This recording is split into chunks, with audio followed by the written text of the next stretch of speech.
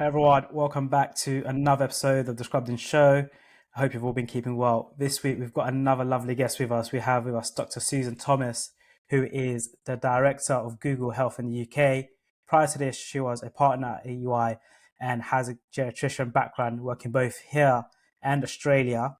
I first heard and met Susan at the Bite Labs Fellowship, and it was such an incredible story. We had to bring her onto the show. So absolute pleasure to have you on the show today, Sue. How are you? Welcome to the Thank you so show. much for having me. I'm delighted to be here. I know you're doing really exciting and wonderful things at Google Health. You did a bit of consulting, or you did consulting for a while. We really want to kind of hear that journey, from the very beginning, from the motivations to study medicine. And if you don't mind kind of bringing us up to speed. Where do we start? So I went to medical school up in Leeds many years ago. I'm really old compared with you two, and sort of at the other end of my career, I guess. But I went to medical school because I was clever, I guess, and I was doing sciences, and that's kind of like that was the path that my school sent me. You kind of either went to do natural sciences or you went to do medicine. There was just like these were the choices I had. So off I went to do medicine at medical school, and I went to Leeds because I grew up in the southeast of England.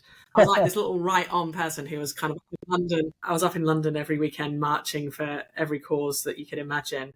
And I had places at London medical schools and at Cambridge. And I was like, if I go there, I'll just stay being somebody from the southeast, and I need to go and get to the gritty north. So off I went to Leeds. And it's kind of, I think in your life you have maybe 5 or 6 crossroad moments where you look back and you go, those are the decisions that shaped me. And whilst my school, I think, were probably very disappointed that I turned down Cambridge, I kind of see it as a really important moment in my life where I chose to go to Leeds, because it sort of has brought me on this path to where I am now.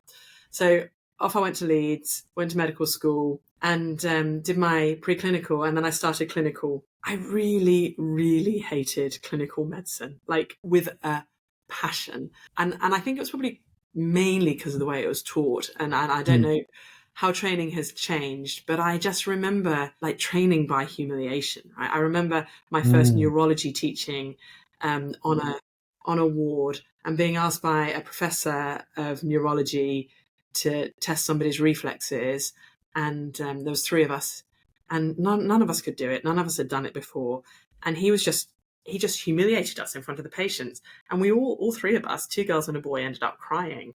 Oh, wow. And it was just awful. And I can just remember thinking, why am I doing this? Like, what? This is just horrible. What is the point of this? So I did an integrated degree with the ambition of then leaving medicine. I thought, I got to get a qualification. I've done 3 years. I can't leave with nothing. It will disappoint my parents too much. So I did a BSc in pathology, but then had second thoughts and thought, oh, maybe it's only 2 years. So I carried on, did it, had better, found some mentors along the way, and it got better, and qualified, and started my house jobs, which I did in Leeds, and then did my SHO rotation, medical rotation, did my MRCP. And I had a couple of amazing mentors, a couple of geriatrician registrars who really showed me the way. And that's how I ended up starting my geriatric training. And at that point, I was convinced I was going to be in and around Leeds for the rest of my life. I'll have one last hurrah before I settle down. So I went off to Australia, and I got a LAT post in Sydney over the Olympics. It was kind of a great time to be there, because I went at the back end of 1999, was there for Y2K, for the big fireworks and New Year, and then was there for the Sydney Olympics, and extended by another year, did 2 years of a geriatric registrar work, which was fabulous. But then I really wanted to stay in Australia a bit longer, and it was really difficult to do as a doctor, because I was basically going to have to do my equivalent of my MRCP again. And for all of your listeners who have done post-grad medical exams, for which I assume there are many, you'll all know how horrific those exams are and how they overwhelm you. And the thought of having to do it again, but sort of several years later, kind of filled me with dread. So I decided to take a career break and did an MBA at the Australian Graduate School of Management in Sydney. And I did a semester at the Chicago Graduate School of Business attached to the University of Chicago. And then sort of for various reasons, I had a relationship breakup, I had no money, various things. And I also had been in Australia by then for 4 years and was beginning to feel a bit dislocated. from home, made the decision to come back to the UK. And so I landed into the UK. I had no job, split up with my partner, a 50 grand debt, and Oh I was living wow. at home with my parents. So I kind of had all of these many life events going on at once. Did a lot of climbing to kind of get my head straight. Got a job as a cleaner. I was the most qualified cleaner I think there's ever been. I was really good at cleaning. Oh wow. But in the meantime, also applied to consulting jobs and got a job that started sort of a couple of months later with a small public sector consultancy where I sort of started my career into the world of healthcare consulting. And was that, having left Australia, come back to UK, was that kind of, you don't want to do clinical medicine anymore, you've kind of done with it, or were you still open to the idea? I think at that point, I was probably still open to the idea of potentially doing stuff back here in the UK, although I never ended up doing that. Yeah. I remained registered for a while, but when I first did my MBA, what I did think was I was going to go and do something completely different. I was like, Mhm. oh, I'm going to do investment banking, or kind of one of the many things that people do out of the back end of an MBA. And then I realized two things. One, the dot-com bubble had burst, and we were sort of coming out sort of a mini recession at the turn of into the noughties. And so getting a job was quite hard. Getting a job in a new industry with a new sector was also really hard. So there was kind of like a logic to staying doing something in healthcare. But actually, at that point, I was in my early 30s. I'd gone to medical school when I was 19. I'd spent the best part of 15 years in and around medicine. I suddenly realized actually it was really the healthcare system was really close to my heart, and to step away from it completely just felt so. So that's why I ended up sort of going into healthcare consulting. It was kind of like the not the compromise option, but it was definitely the way of keeping my hands on healthcare, but learning something new, if that makes sense. Tell us a bit more about kind of the consulting career journey. And the question is, did you start to feel more fulfilled? Did you feel a bit more comfortable with the work you're doing on a day-to-day basis when you were kind of a geriatrician? Yes and no. Just to be, I guess, really clear, I really loved geriatric medicine. And I think part of the reason I stayed in medicine longer than maybe that I would have done was because I was doing geriatrics. And lots of people went, oh, you should have just changed and done cardiothoracic surgery, or you should have done this or that or the other. You really don't get it, right? You've done one angioplasty, or maybe more than one, but, like you're doing angioplasty after angioplasty. It becomes very repetitive. One of the reasons that I had my sort of early midlife crisis at the sort of the turn of, my 30s was I really enjoyed what I was doing, but I was doing the same thing every day. And I had 35 years left to run as a doctor. And I was kind of like, where am I going to go with this? But I loved the geriatric medicine side of things.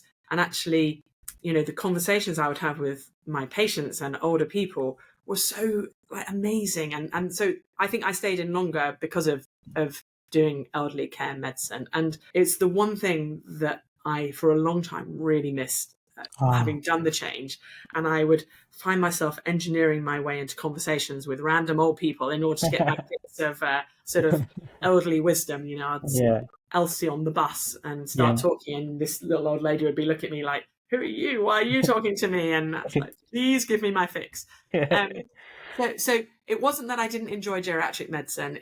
And that wasn't the reason for leaving. It was just that I needed something else. So yes and no, because I really loved consulting, it turned out, and I was good at it. So consulting, basically, you go in, you've got a problem to solve, you've got a team to help you solve it. You have to work alongside the clients that that have commissioned you to produce, solve the problem in a way that actually is going to get implemented and done. And it turned out that I had that sort of, I had no superpower to be able to do that.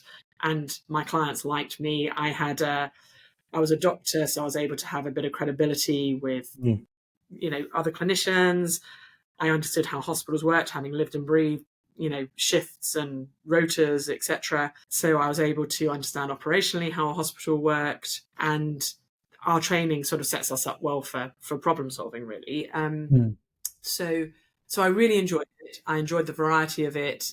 I'd do something for 6 weeks and then I'd move on and do something else. You'd work for a hospital and then you'd work in primary care. Might work for a local authority or for the centre, NHS England. But so there was lots of variety around what I was doing. And I worked for a small consultancy called Avail, which was part of Tribal. And actually cutting my teeth in a small place was also really good for me, because all the way along I've made these career choices and being filled with sort of dread and imposter syndrome and, oh my God, I'm never going to succeed and I'm going to be found out to be a fraud. And, any minute now somebody's going to tap me on the shoulder and ask me to leave the building because I'm not good enough to be doing this.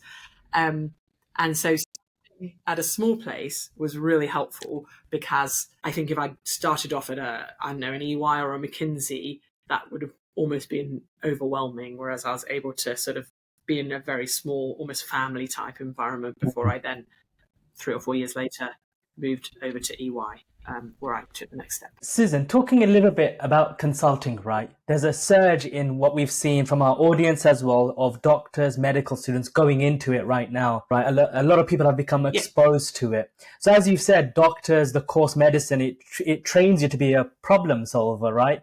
But where are the gaps in skills? So for the listener who's thinking, I'm interested in consulting, what should I sort of learn? What things should I go out there and expose myself to? What would you say are doctors' weaknesses when it comes to entering the world of consultancy? Yeah, that's a tricky one, but there definitely are, because not all doctors manage it, and quite a few doctors come in and do it for maybe a year or 18 months and then go, oh, this isn't for me, and step out. I think there's a few things. One, I think it's really ambiguous at times, and you have to learn to deal with ambiguity and be comfortable navigating that. And that might sound counterintuitive as to why doctors aren't. You have a sick patient, there's some level of ambiguity around what's wrong with them. Yeah.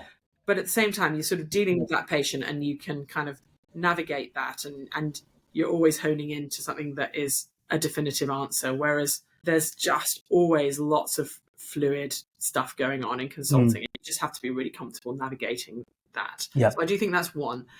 I think there's another, which is, just quite fundamental, which is in consulting or in healthcare management, you have to make sometimes really difficult decisions, right? You're having to think about trade-offs and consequences and so on.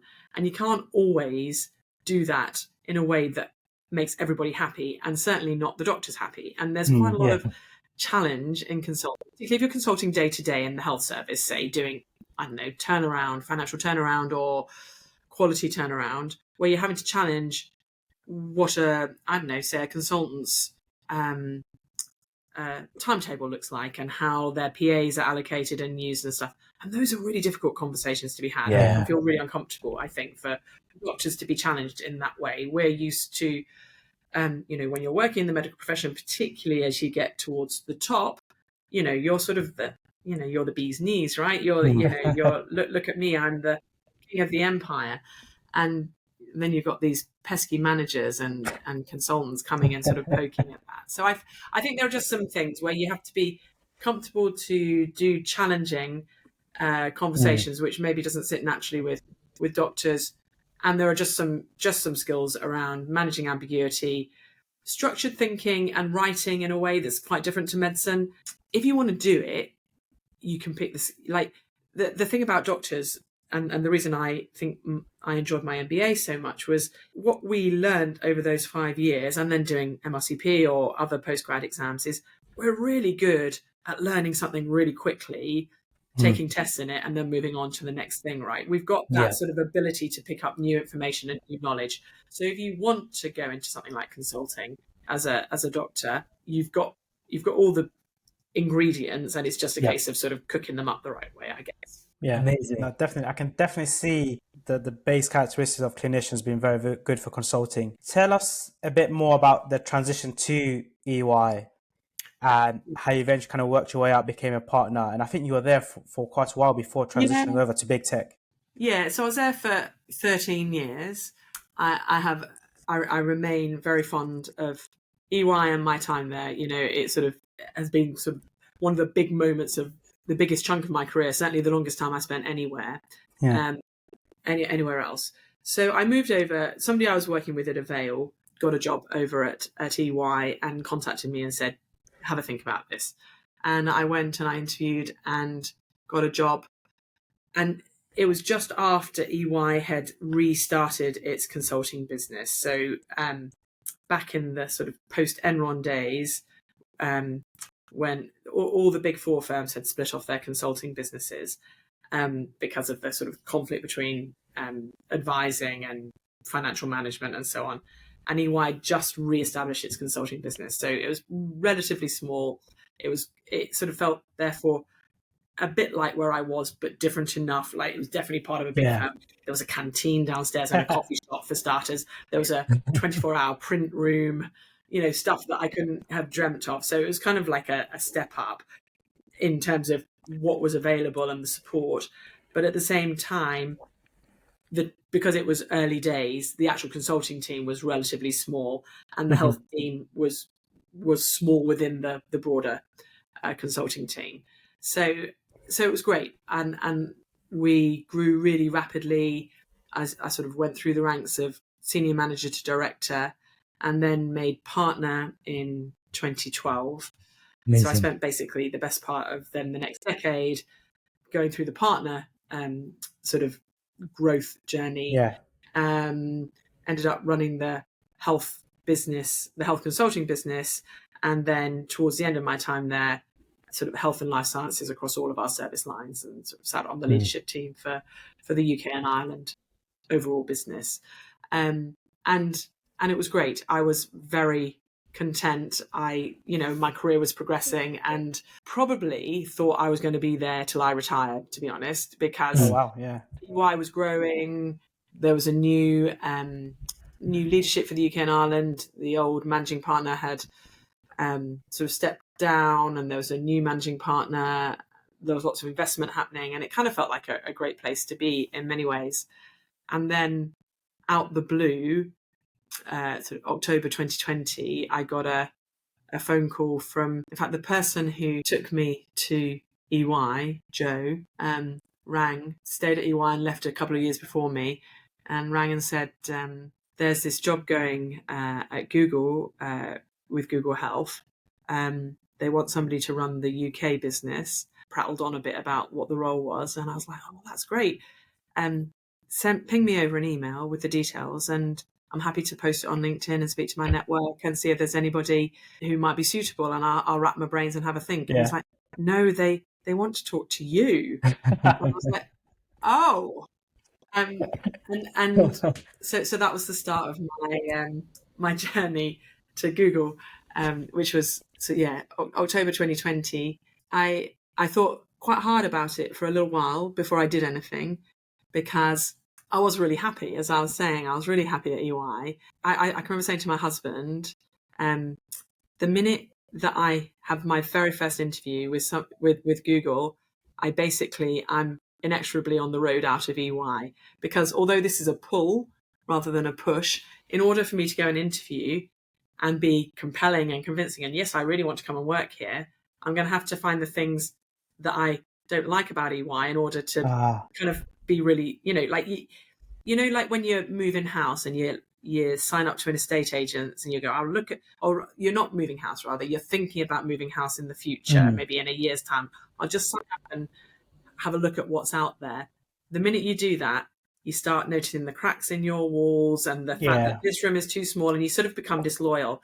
And I kind of, it was a bit like that, right? I had to, my disloyalty had to come up to the surface in order to take me through an interview process.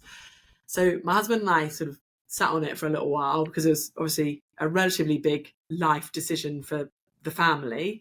And then I thought, well, why not? I've got time left in me, and let's see how it goes. So I interviewed and then got offered the job, and then went into a tailspin of existential introspection, probably, if that's such a thing. I was like, I can't possibly do this. There's no way I can possibly go and Google. Like, I don't have the skills or the capability. I'm old. I don't code. I've never set up a business, a startup. Like, how on earth can I possibly give them anything. Mm. And what if it all goes wrong? Oh my God. And like just spinning. And I think I probably talked about this at the Bite Labs event where we met. But I talked to a wise old friend of mine who'd previously been a partner with me at EY, and who I'd sort of used as my sounding board during the process. I was like, this feels really high risk. And he said, it really isn't, Sue. Like, what's the worst that's going to happen? You go and you know you're going to be able to do the job, right? You're going to be able to do, at a basic minimum, stuff that they want. Otherwise, they wouldn't have offered you the job. And also, you know you can do that because you're a management consultant who turns her hand to anything and can bluff her way through, right? So you're going to be able to do something. And the worst that's going to happen is that you don't like it and that you're not very happy. But the first 6 months is going to be a bit of a whirl. So you're not going to realize that properly until sort of 6-9 months in. And then by the time you've kind of concluded that that's right, you're going to be a year in, and then you can go get another job, right? You've got a year on your CV that says Google, right? That's fine. And I would have you back, right? They'd probably have you back after 6 months. So there is no risk. This is really low risk. So stop with your panicking and go and do it and do something new. So I did. And he was right. And that's probably the biggest bit of advice that I would give anybody now, that decisions that we make, we attribute too much importance to, right? You kind of, yes, I talked about those crossroad moments, and this probably was a crossroads moment for me, in terms of it's taken my career in a really different direction to where I thought I would be going. I was attributing far too much risk and importance to that decision. And actually, it was quite a straightforward decision to make. And I think that's probably true of most decisions that we make along the way. And Susan, that is an incredible journey. We want to deep dive into a few moments there, right? So I want to talk a little bit about your time at EY, first of all, right? How does life change going from the start of management consultancy, right, to a partner? How do the roles differ, right? And my second question is going to be the importance of brands on our personal CVs, right? You've got huge brands on your CV now, right? How important is that? Is it really important to have brands? And then there's the argument of, can you have 0 brands and just all the skills in the world? That argument and debate. I'd love your input on that. So in terms of the first question, let me take them in turn. So things really do change from being a junior consultant to being a partner. And they change in a host of ways. So and I think this is true for many careers, not just consulting. But as you progress up, you progress out of being the doer and out of the detail and owning something that's kind of small and discreet. Progress up as a consultant, say that's sort of your senior consultant. When you start, you get given a task, you go away, you do it well, you come back and give it to your manager, they give you another task. And then as you start getting more experience, you start shaping the task and like adding a bit on. And then you get given a whole work stream to do, and you're given the opportunity to shape and to build that yourself, so that, as you're growing, your responsibilities are increasing all the time throughout that journey. And then you get to the stage as in consulting terms, a senior manager or director, or various different parlances according to which firm, where you're suddenly sort of the one in charge of the day-to-day, and you've got a director and a partner above you, but you're sort of managing the product and you're the main map to the client, and you'll have people working to you. And at that stage, that's probably one of the hardest transitions you go through, I think, in any career. And I think, as I say, it's probably true in medicine, as you become a more senior doctor, sort of having to trust your junior doctors. It's probably true in management and within the health service, or any other career. But you suddenly have to go from knowing all the detail and being able to talk about it to going, I trust these people, that they're going to come to me with the bits I need to know, and I will distill that. So they'll come to me. Each of my 5 people working for me will give me 10 bits of information and things I need to worry about. I will turn that into a single list of 10 things I tell my director, and then the director will turn that into a single list of 5 things that they tell the partner. And learn, like, that journey of letting go and learning to trust and not being in the detail is probably the hardest transition I think you go through in any career. And people in job interviews go, oh, my weakness is I'm too much in the detail and I want to. I mean, they try and say that to kind of go, it's not really a weakness, it's actually a strength. It's a real weakness. If you don't know how to delegate and you don't know how to trust your team, then you're failing at your job. So I think that's a big part of the change. And then kind of moving on to become a partner, I think the big difference there is suddenly, you're the one that's making the decisions. You're sitting at the top, and yeah, you might have a quality partner or a boss who you can go to for advice, but in terms of the person who's signed their name on the contract, it's you that's done that. Or you're in a pitch for some work and you get asked a difficult question, you can't kind of turn and go, oh, I'm going to pass this one to my partner, like when you're a director, because suddenly you're like, oh, that's me and I've got to answer it. So sort of this increased level of responsibility and ownership, which comes as you grow in confidence, like it sort of becomes natural as you grow in your career. But I think the other bit that really changes is when you become a partner, you suddenly realize that you are responsible for the people that are working for you. If you don't bring the work in, they don't have work to do. And so you're sort of responsible for their bread and rations in a way, right? And you'll win a piece of work. And like when you're a junior person in consulting, you win a piece of work and you'll go out and celebrate for like 3 weeks because it's amazing. When you're a partner, you celebrate for about 10 minutes and then you're like, oh my God, where's the next piece coming from? Because we've got to get, it's a constant pushing the rock up the hill like Sisyphus. Because, you're only as good as the last piece of work, and there's always another target to be met.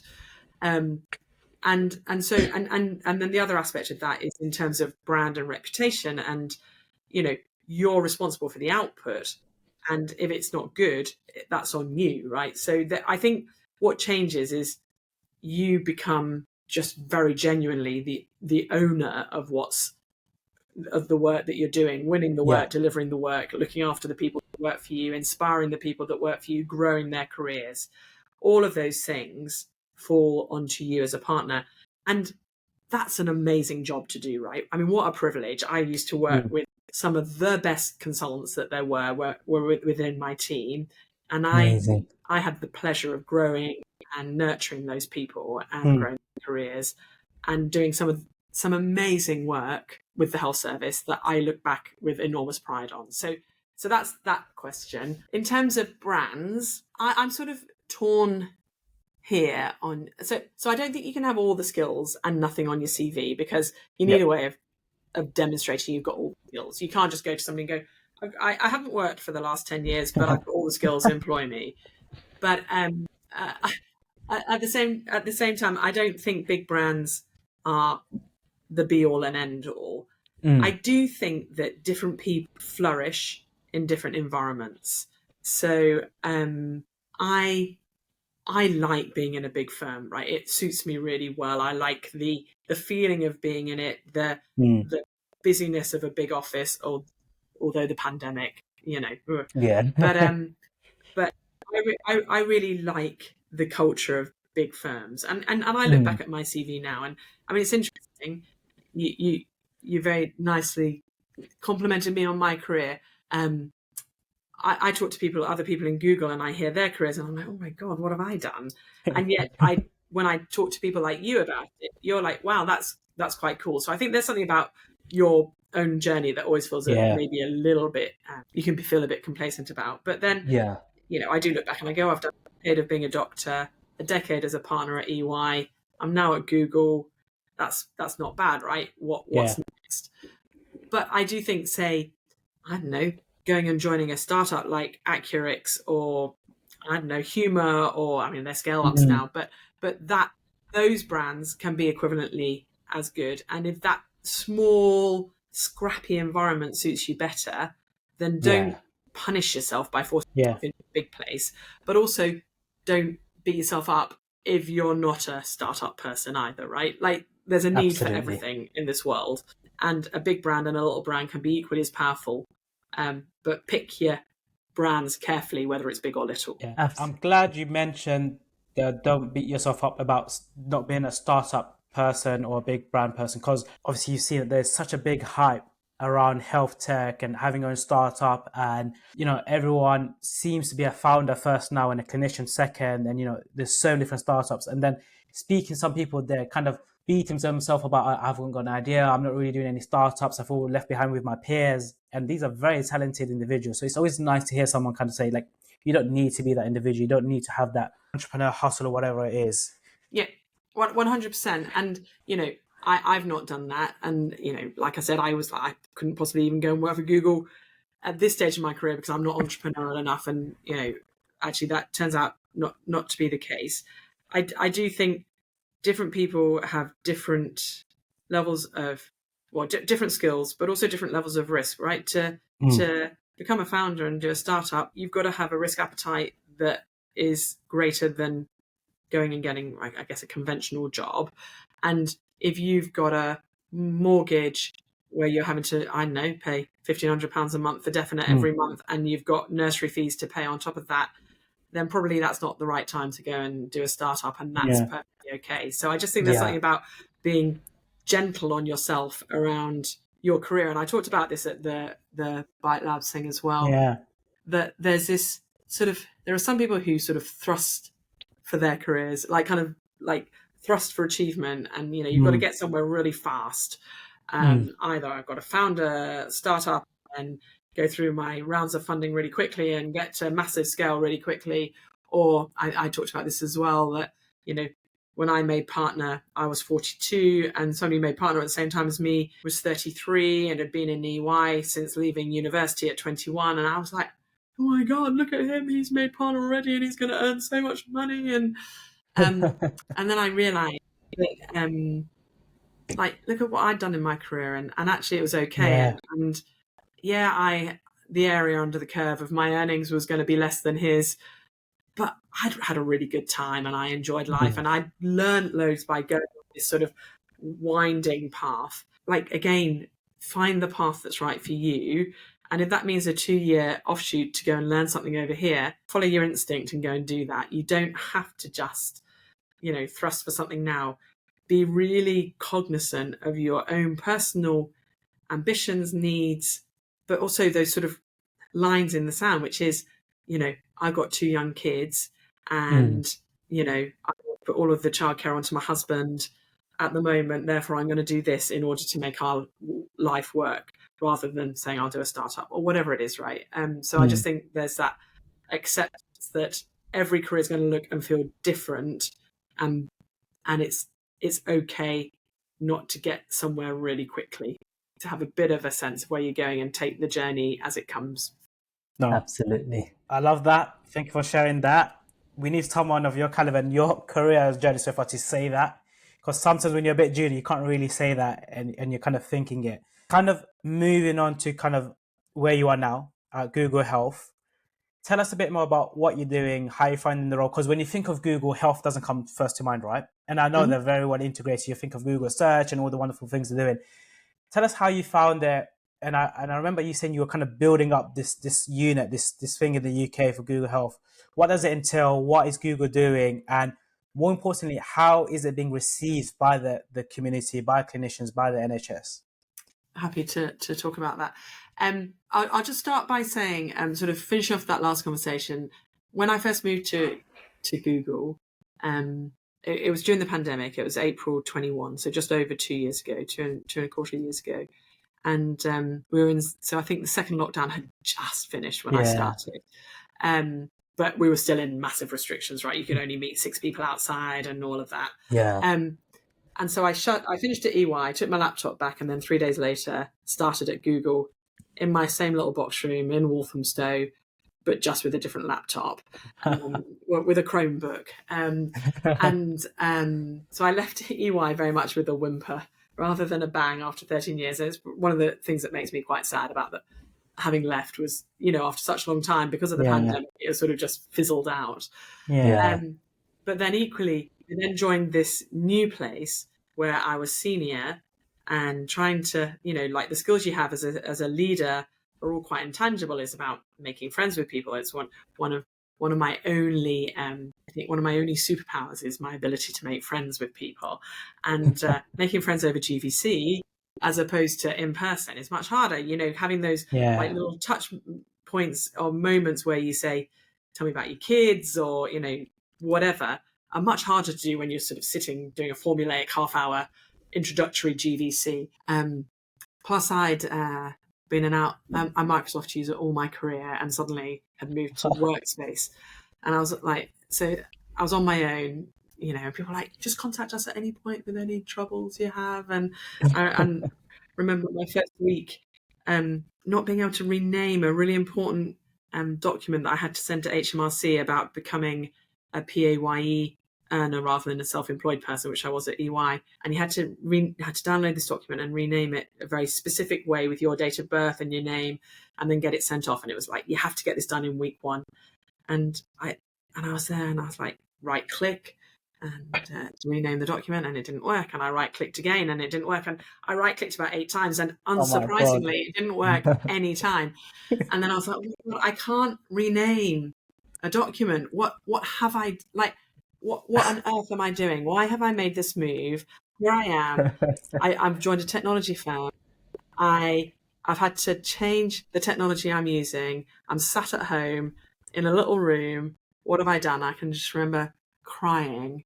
Wow. People have said, oh, you should have just contacted us. I was like, can you imagine me contacting you going, well, hello, I'm new. Can you tell me how to rename my document?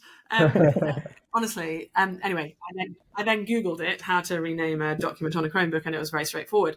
But I guess I tell you that story just to sort of, like, we all, whatever age you are and however people look at your career, we all are just very human, right? Like, we all struggle. And that first 3 months, 4 months at Google were extraordinarily hard. I'd meet all these amazing people, and I would, like, literally die a little bit more. Like, this imposter syndrome got bigger and bigger and bigger. But then I can't really tell you when it changed. I started coming into the office, which I think really helped. The office opened up, and there weren't many people coming in, but there was enough, so I started to get to know people in a slightly different way. But then, so my role at Google was really unclear to begin with. I think roles at Google and big firms often are. Yeah. And probably what I thought I was coming in to do was different to what I ended up doing. I started to see ways that the skills I had were really important to Google, and they were things that Google didn't have, right? We didn't have people in the UK, certainly, who knew the NHS and knew how to talk to the NHS and bring technology to the NHS, or think about care pathways and how Google products might fit into a care pathway. There was nobody doing stuff like that. And suddenly I was able to start having just little moments where I was like, oh, I've got something that is valuable here. And actually, I do have a role, and I do have. So you sort of start to rebalance that imposter syndrome and sort of push it down, and it's still there, right? And I guess to all of your listeners, again, my other sort of life lesson is we are in people who do medicine are all bright and ambitious and so on, and you will live with this sort of anxious overachiever sort of tendency within you always, and be gentle on yourself about that, right? Do you feel, so during your career, the scenes where you're kind of exposed, imposter syndrome, moments of vulnerability, do you think a byproduct of all of that is something that makes you a better leader than someone just kind of rigid, dominating, thinks they know everything? Because I sense you're a very good leader, you're very compassionate, empathetic, and kind of you look out for your team. Do you think that's what lends itself to how you are? So I do think that. I mean, I think there's many different flavors of leader, right? And you need different sorts of people, and you need different people in different moments. But there aren't many jobs where you don't need to have a team that want to work for you. There aren't many, whether it's manufacturing, whether it's healthcare, whether it's tech, consulting, whatever, being able to motivate and inspire people is the way that you become successful. And therefore, for me, that's really important. I wear my heart on my sleeve, sometimes maybe a bit too much. But as a consequence, I think I hope I inspire loyalty and people wanting to come into work because it's a good place to be, and where I'm invested in their growth and they're invested in our collective success. And it sort of is that really important sort of balance and trade. So, yeah. No, because I was thinking, and it's the vibe I've been getting, having spoken to you for close to an hour. Tell us a bit more about what you're kind of doing Yeah. at Google in health and what it kind of all means. So Google Health is basically a sort of a moniker that sort of encapsulates all the work we do in health, and it's about making billions of healthier lives. We have, I think, 7 or 8 billion user products, so Gmail, Maps, Android, etc. So that search, YouTube, and others. So Google is a global company. It's about consumers, and it's about making the world's information more accessible and more useful. And health's a really important part of that, right? The pandemic showed that. People turn to our services. Hundreds of millions of people turn to our services every day for information about their health. 75% of people turn to the internet for information about their healthcare or their symptoms before going to see a doctor. Lots of people turn to YouTube for the same. So we know that we have a role to play in that. So I sort of have many different roles, but the one that's probably of most interest to this conversation is I have a role where I sit over all of the products areas that are doing work in health in the UK, and so sort of with the NHS or around the NHS, so that broader ecosystem of NHS, sort of social care, health tech, etc. Because we know that it's an ecosystem. Google can't and doesn't want to play be the only technology player. There's many other organizations that are, startups or scale ups that we need to bring in with us along the way. So I work with colleagues from Fitbit, YouTube, search, cloud, research, etc. to try and bring the best of what we have to the health service, whether that's, say, integrating a wearable, Fitbit into a care pathway to look at how you might move cardiac rehab from being an in-person program to being a virtual program owned by the individual. We know that cardiac rehab after a cardiac event prevents further cardiac events downstream, and therefore has a positive health impact and health economic impact. And yet only 45% of people who have a heart attack take up cardiac rehab. The vast majority of those that don't are in the lower socioeconomic groups who probably need most access to healthcare. And the reason they don't is because the bus doesn't run at the right time to go to the class from their remote village to the class in the town where it's being held. There's a once a day bus that runs at the So can we empower people to take more control of their health by giving them the tools and the support? Because we know if we just give somebody a wearable, it's not going to change anything. But if you wrap a package of support around that, can we change the way people think about their healthcare? Think about managing hypertension, sort of asymptomatic hypertension. Can we change that? Can we help with if you're searching for information on YouTube around, back pain or diabetes or menopause? Can we help provide authoritative, high quality information? So we've introduced products like our health shelves, which are populated only by authoritative sources, so that if you're going to look for information, that you're going to get it and it's going to be high quality. So what I try and do is bring all of those different teams into a sort of a coherent and single voice to take them to the service, so that we bring the best of Google rather than sort of a disjointed approach. We're a big organization and we can sometimes be a bit clunky. How do we do that in a really coherent way? Which, is kind of the best job in the world in a way, right? I sometimes pinch myself and go, am I really privileged enough to be doing this? And it's all sorts of fun. It's enormously hard work as well, because I don't really have any authority over those people. I just have to sort of, again, make friends with people and kind of bring them to the party. But when we get it right, like the report we wrote and published last week with NHS Confederation around how consumers want to interact with the health system, when we get things like that right, we know that we're making a difference. Yeah, exactly. No, it's definitely, and I can only imagine the exposure to tech and innovation you get sitting where you are. And I know, it's probably like in the movies, right? You guys are probably like 10, 15 years ahead, and we're only just getting stuff that's, kind of been tested and trialed. So, definitely very fortunate and very privileged place to be.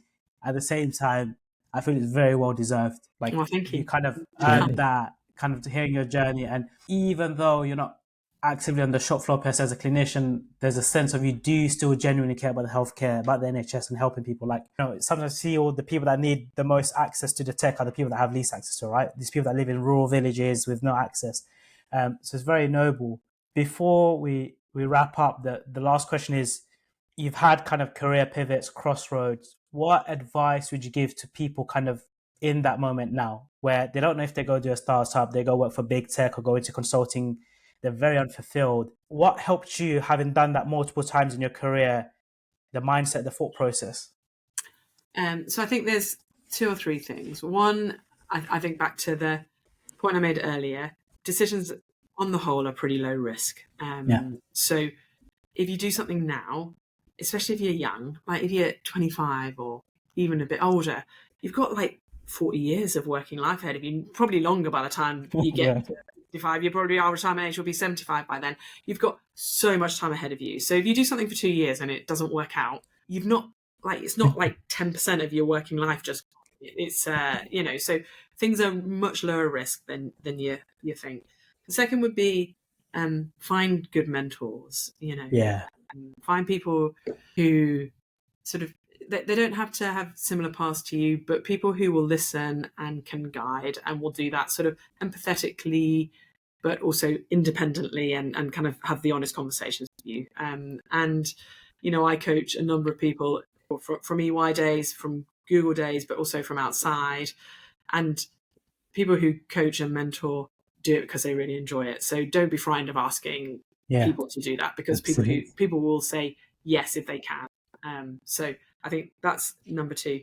And then number three is be really disciplined as well. Like whilst doesn't matter if you waste 2 years or, like if something doesn't work, there are ways you can think about, like be a bit structured and a bit disciplined about how you're thinking about things. And I have a really simple framework, which is write down the things that you're good at, what your skills are, write down the things that get you out of bed in the morning that you get really excited about. I've got to kind of hope that there's a bit of a overlap between those two. It's obviously easier if there is. And then the third is, what are your sort of non-negotiables? So the things we talked about earlier. So if you have childcare commitments that mean you have to drop off and pick up from nursery, then consulting probably isn't going to be the career for you at the moment. You do lots of travel, right? So what are those things? Like I must earn a minimum of X per year because of my mortgage commitments. So there's kind of some personal red lines that you need to do. And then once you've got those worked out, you can start then evaluating your different options and going, well, which one fits best? Actually, if I do this job, it looks really good on paper, but it doesn't actually do anything for me in terms of the things that I'm excited about and I want to be doing. So actually, yes, it might look good on my CV, but it doesn't give me the fulfillment, and therefore I'm probably not going to do as well in it. So I'll eliminate that and think about something else. So I think it's just about being structured and a little bit disciplined about it, but do that with the guidance of a mentor and also with the freedom of knowing that if you get it wrong, it's going to be okay because you've got loads of time to get it right. Susan, before we go now, throughout this podcast, your face has been beaming and glowing, right? What I want you to do is pick 3 emotions that you felt at the end of medical school and 3 emotions that you feel today in 2020. So at the end of medical school, relief, pride and terror. And the thought of having to go start on August the 1st into hospital.